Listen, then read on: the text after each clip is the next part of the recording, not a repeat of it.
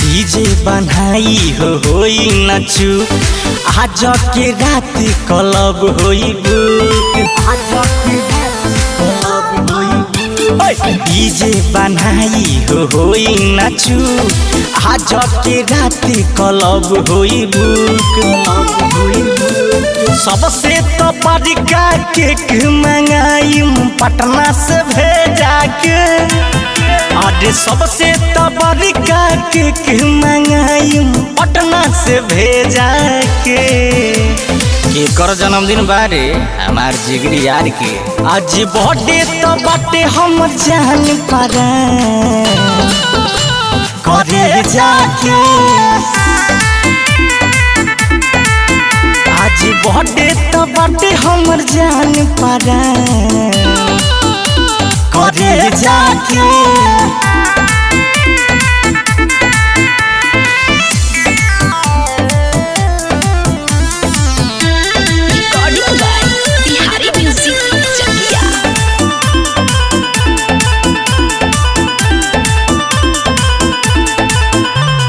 रसिया नाची फिरी में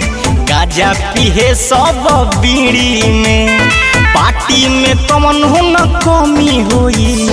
केहू न बोली आज भीरी में सुन रसिया नाची आज फिरी में गाजा पीहे सब बीड़ी में पार्टी में कमन हो न कमी होई केहू न बोली आज भीरी में मीठा के साथ तीखा भी बनी मरचा रहते जाके मीठा के साथ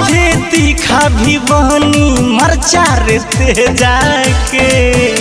पार्टनर पिए के व्यवस्था बिहार में तो बंद बा फिर भी चुआट के व्यवस्था बा आज बर्थडे तो बाटे हम जान पारा करे जाके आज बर्थडे तो बाटे हमर जान पारा करे जाके।